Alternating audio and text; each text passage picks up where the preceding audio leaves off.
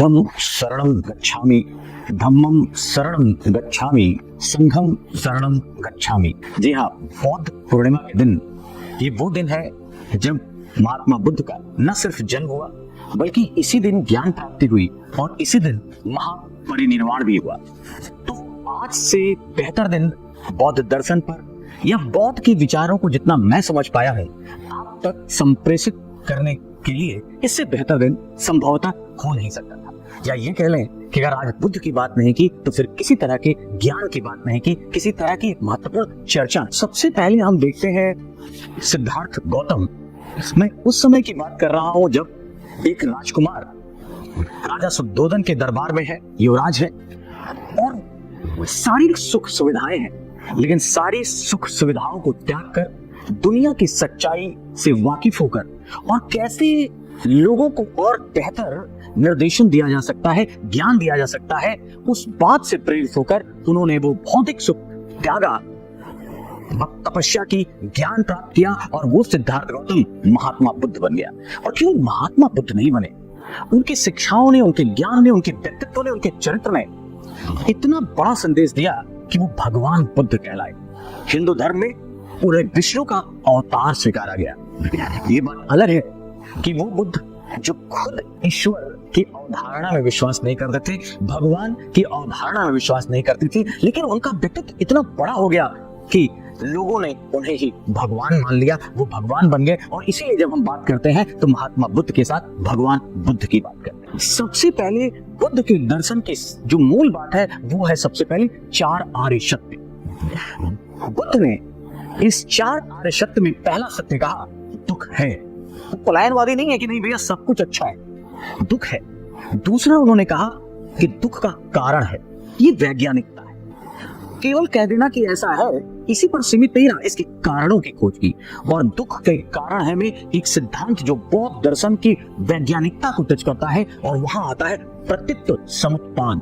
प्रतीत समुत्पाद, ऐसा होने से ऐसा होता है।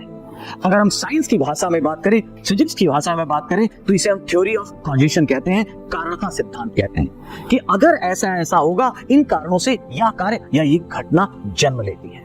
तो बड़े ही अच्छे तरीके से बुद्ध ने प्रतीत समुत्पाद के द्वारा बताया कि इन घटनाओं के होने से, इन कारकों के होने से ऐसी घटना जन्म लेगी। और इसको द्वादश निदान चक्र कहते हैं। 12 ऐसे आयाम उन्होंने बताए जिसमें भूत भी है, वर्तमान भी है और भविष्य भी है।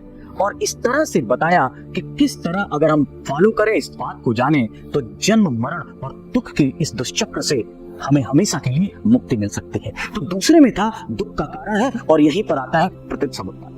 अब उन्होंने केवल ये नहीं कहा कारण है, वो ऐसे केवल फिलॉसफर नहीं है, किताबी केवल ज्ञान देने वाले नहीं है। तीसरा आर्य सत्य उन्होंने कहा दुख का निदान संभव है, इससे बचा जा सकता है और दुनिया को यही चाहिए।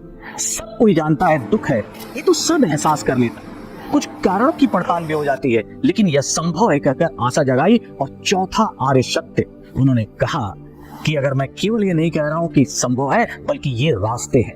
यहां उन्होंने दुख के निदान के लिए रास्ता बताया और यही आता है अष्टांगिक मार्ग। अष्टांगिक मार्ग पर जो चलेगा वह यह निर्वाण प्राप्ति की ओर बढ़ेगा, ज्ञान प्राप्ति की ओर बढ़ेगा।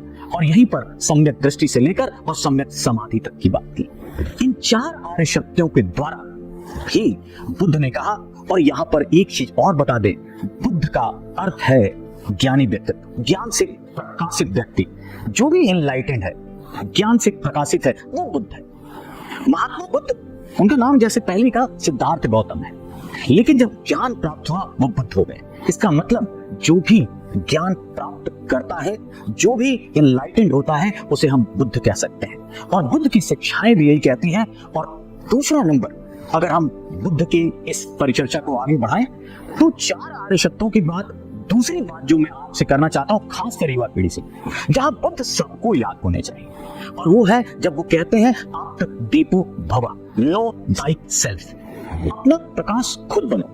आज हम जिस आत्मनिर्भरता की बात कर रहे हैं, आज हम जिस आत्मनिर्भर भारत की बात कर रहे हैं, अगर पहली बार देखें तो स्वावलंबन की आत्मनिर्भरता की बात करने वाला जो एक दर्शन है, एक विचार है, वो बुद्ध ने बड़े ही एक तरह से कहिए बल से, तेज से प्रस्तुत किया। उन्होंने कहा कि कि ठीक है, मेंटर की अपनी भूमिका होगी, किसी सहायक की भूमिका होगी, इससे इनकार नहीं किया जा सकता, लेकिन किसी के सहारे आप कितना देर तक, कितना दूर तक चल पाएंगे? अगर आपके पास लक्ष्य बड़ा है, अगर आप कुछ बड़ा बनना चाहते हैं, कुछ करना चाहते हैं, तो अपना प्रकाश स्वयं बनो। और यही नहीं, जबकि हिंदू धर्म से साम्यता और इस संदर्भों में हनुमान चालीसा में भी आप जब देखते हैं तो साफ लिखा है, आपन तिंज समारोह आपे तीनों लोग हाकते कांपे। क्या फिलॉसफी है? अगर आप अपना व्यक्तित्व, अपना तेज, अपने आप को संभालने लगे तो आपसे तीनों ही लोग कांपेंगे। तो बुद्ध बड़ा साफ कहते हैं, कहीं सोक्रेटिस कहता है नो थाइसेल्फ, उससे पहले बुद्ध बड़ा स्पष्ट कहते हैं, आप तदीबो हो, अपना प्रकाश स्वयं हो, बनो। युवाओं के लिए ये बहुत बेहतर दर्शन, बहुत बेहतर विचार है अपना सेल्फ रिलियंस के लिए। तीसरी बात, तो मैं इसलिए भी बहुत बेहतरीन व्यक्तित्व मानता हूं, जब मैं आईएएस का इंटरव्यू दे रहा था, क्योंकि फिलॉसफी मेरा सब्जेक्ट था, तो एक प्रश्न इंटरव्यू में जरूर एक्सपेक्ट किया जाता है कि आपके फेवरेट फिलोसोफर कौन है। और ऑब्वियसली जब ये प्रश्न पूछा गया या मैंने तैयार भी किया था, तो मैंने चुना था बुद्ध को, केवल ज्ञान के लिए नहीं। कई बातें बहुत व्यवहारिक लगी। जो तीसरी बात मैं आपसे कहना चाहता हूं वो इसी चर्चा में है, वो ये कि बुद्ध इधर उधर की बातों या बहुत व्यर्थ की बातों का जवाब नहीं देते थे। आज की दुनिया में देखिए, खासकर सोशल मीडिया के युग में हर बात पे विचार है, हर बात पे तर्क है, जिसका कितना वो सही है, कितना तार्किक है, कितना उसके पीछे अध्ययन या R&D की गई है, नहीं पता। और इन सारी चीजों के कारण स्ट्रेस पैदा होता है। बुद्ध से जब भी, आप सबको पता है कि बुद्ध ईश्वर, आत्मा, इन सब में विश्वास नहीं करते थे, लेकिन जब भी ऐसी बात पूछी जाती थी तो वो इसका जवाब नहीं देते थे, बल्कि मौन धारण करते थे। उन्होंने मौन को एक बहुत बेहतरीन उत्तर बताया। आज फिर मैं ये बात कहना चाहता हूं कि मौन अगर आप रखना जानते हैं तो अपने आप को जानने की ओर जाते हैं। बहुत सारे हर चीज का जवाब देना, हर बात में पढ़ना, ये केवल और केवल आपको तनाव देता है। बहुत पहले मैंने एक बात कही थी, मैं फिर बुद्ध की बातों में उसे लाके कहता हूं, इधर उधर की बातों से तो खामोशी ही बेहतर है, या फिर ऐसी बात करो जो खामोशी से बेहतर है। क्यों हमेशा बोलते रहना?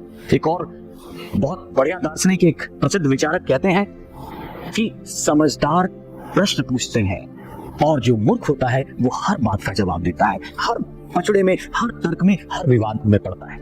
इसलिए इस बात को याद रखिए, जहां पर बहुत आपकी एनर्जी, जहां आपका ज्ञान, जहां जरूरी नहीं है कि वहां आप उसमें, उस चर्चा में शामिल हो, तो मौन। और खासकर बहुत सारी ऐसी परिचर्चाएं जिसकी आपके जीवन, आपके व्यक्तित्व विकास, आपके ज्ञान, और खासकर जो विद्यार्थी हैं उनके व्यक्तित्व विकास से, उनकी पढ़ाई, उनकी परिचर्चा से जुड़ा हुआ विषय नहीं है, तो ये बहुत बड़ा संदेश है, मौन हो जाइए।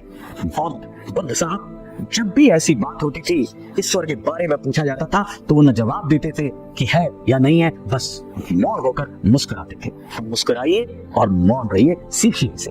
बौद्ध दर्शन कहता है आत्मा में विश्वास नहीं करता। वो कहता है क्योंकि बौद्ध दर्शन परिवर्तनीयता में विश्वास करता है। इसका दर्शन मोमेंटरिज्म की बात करता है, क्षण भंगुरवाद की बात करता है।